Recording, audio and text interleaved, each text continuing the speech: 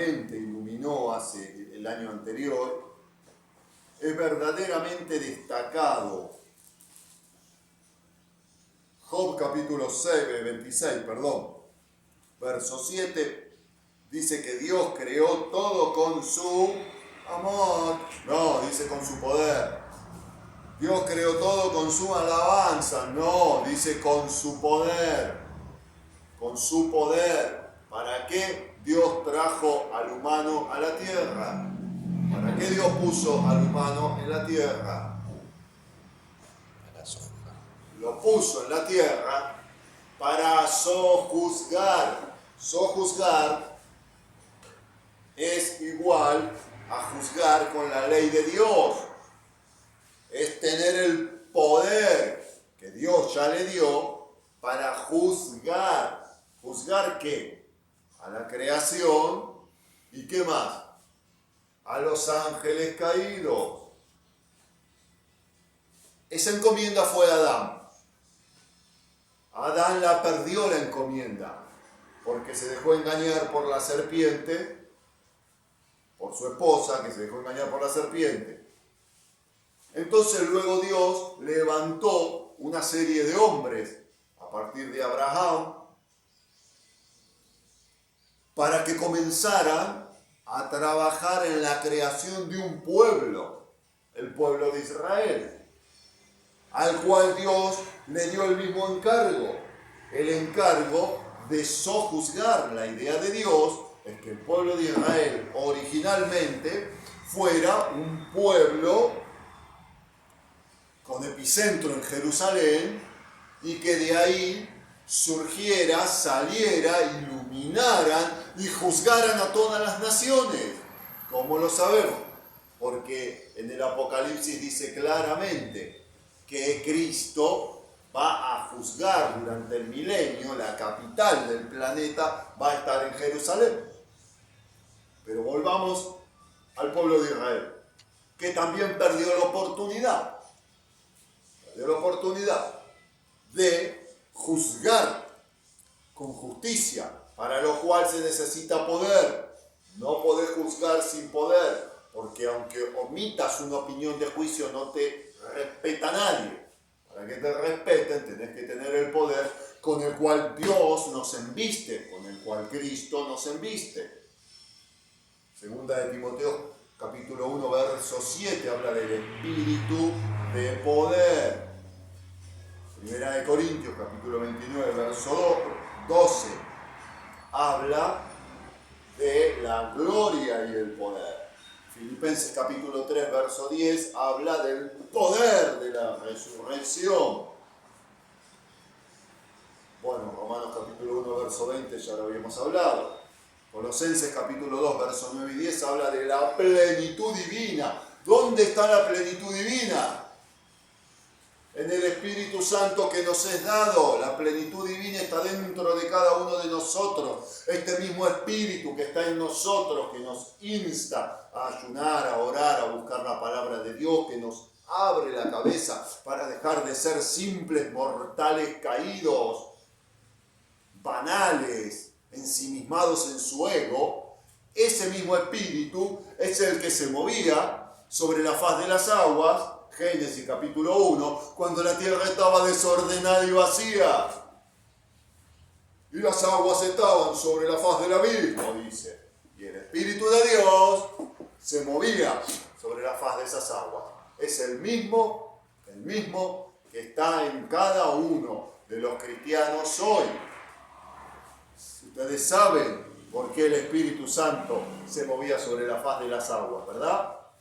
Para evitar que una vez más los ángeles caídos hicieran lo que ya habían hecho en las galaxias y lo que habían hecho ya en la Tierra, en este planeta.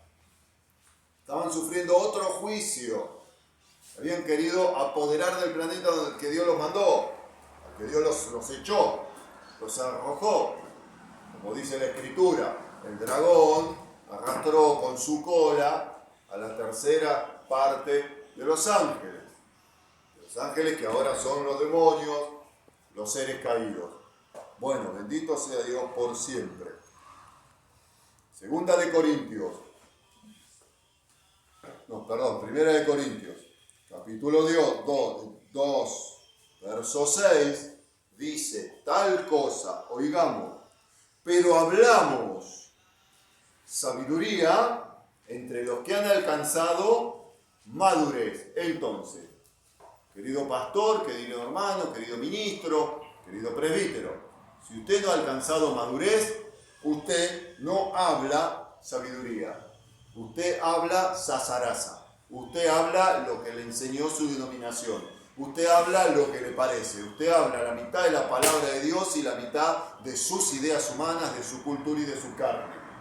Porque lo que dice la Escritura en 1 Corintios, capítulo 2, verso 6 en adelante, es que hablamos sabiduría y hay un pero al inicio. Pero guarda que hablamos sabiduría entre los que han alcanzado madurez.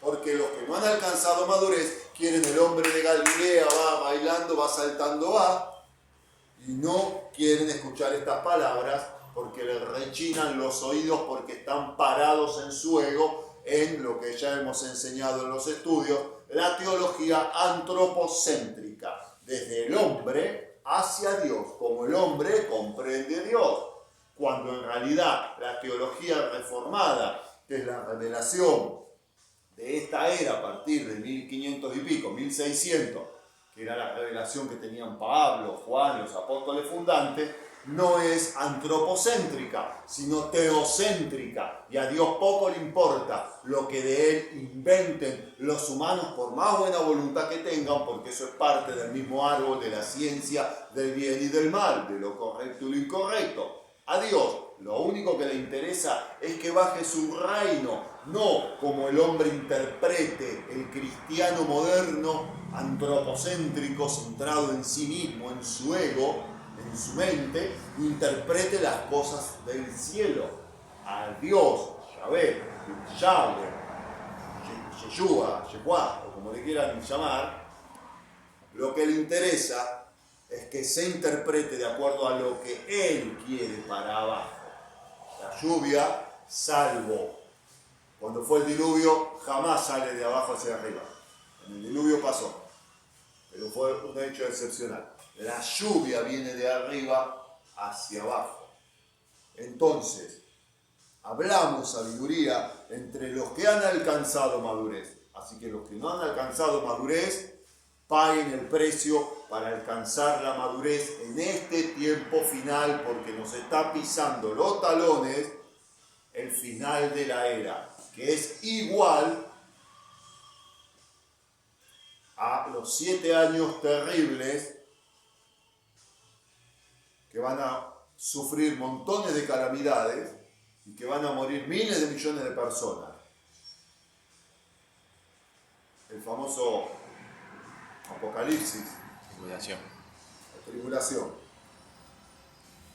Y sabiduría, dice, segunda parte, 1 Corintios capítulo 2, verso 6, y sabiduría, no de este siglo, con trompeta, no de este siglo, no de Dante Gebel, no de afeminados o mundanalizados que te hablan sabiduría de este siglo. Son más coaching motivacional que hombres verdaderamente que hablen, o mujeres, que hablen por la revelación del Eterno, porque la Escritura dice, muchos son llamados y pocos son escogidos. Y este aquí que dice que Dios no hace acepción de personas, ¿qué pasó entonces?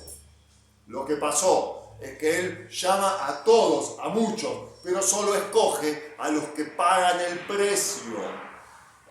Porque la Biblia dice, si el grano no cae en la tierra y muere, que somos nosotros el grano, no lleva fruto. Hay que morir al ego, hay que morir a la cultura, hay que morir a la humanidad, hay que morir a la concepción de lo que yo creo. Tengo que morir a la concepción natural, cultural, antropocéntrica.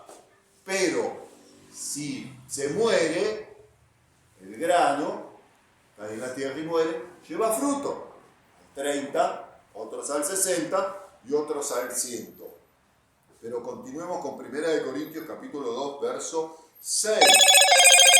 No de este siglo, ahí vamos para los pastores políticos que quieren estar en la política, ni de los príncipes de este siglo que son reducidos a nada. Y todos saben que en mi lugar de obispo y en mi lugar de vicepresidente de un partido político de la provincia de Buenos Aires, el estado más grande de la nación argentina, por supuesto que también soy un elemento político. No estoy diciendo que el cristiano no debe liderar en política. Lo que estoy diciendo es que el cristiano ante todo es cristiano y no debe venderse a la forma, a la manera, a las ideas, a los métodos, ni de la política, ni del mundo, ni de los partidos políticos.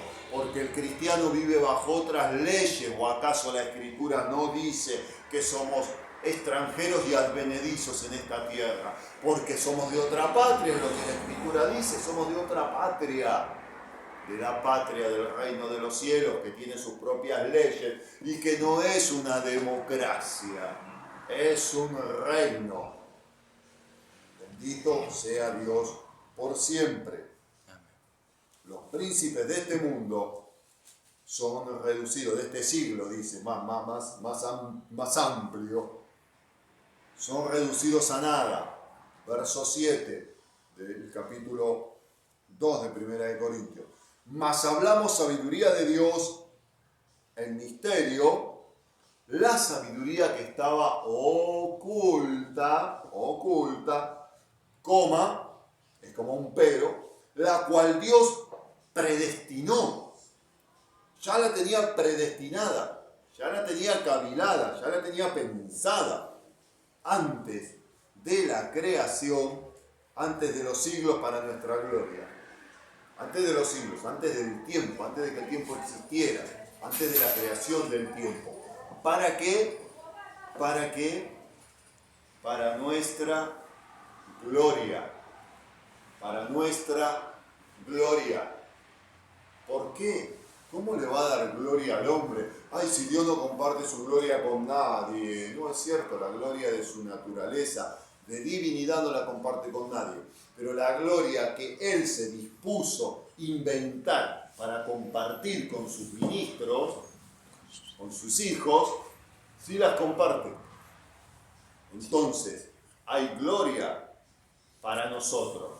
El tema es que hay que ser maduro para alcanzar la sabiduría, para entender los misterios que Dios tiene revelados, porque dice, nada hará Jehová el Señor, Yahvé el Señor, Yahweh el Señor, sin que revele su secreto a sus siervos los profetas. ¿Sí? Y no es que todos seamos profetas de ministerio, sino que profetizar es hablar por Dios a sus siervos, a sus hijos que hablan por Él.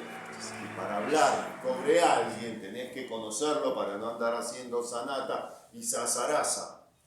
Bien. Verso 8.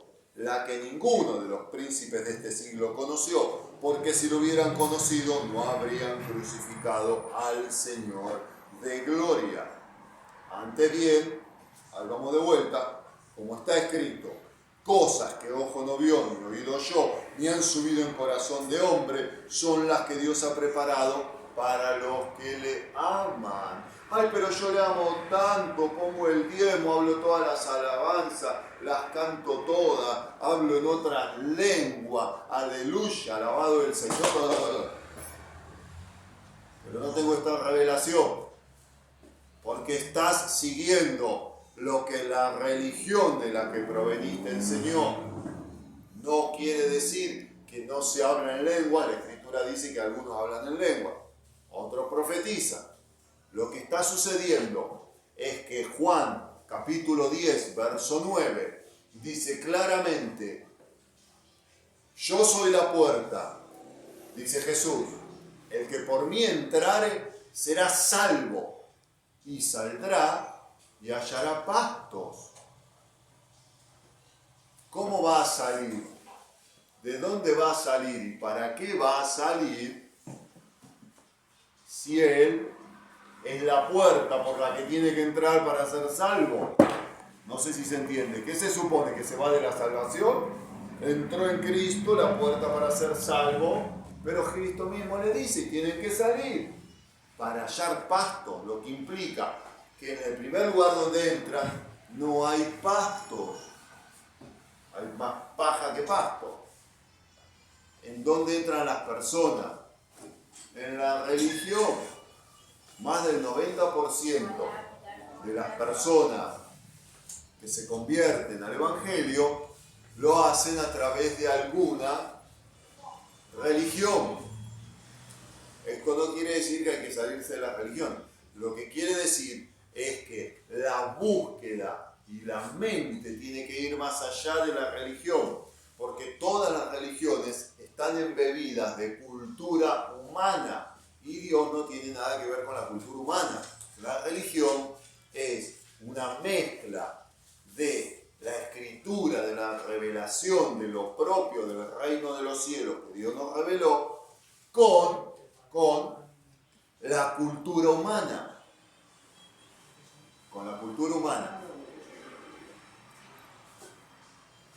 Así que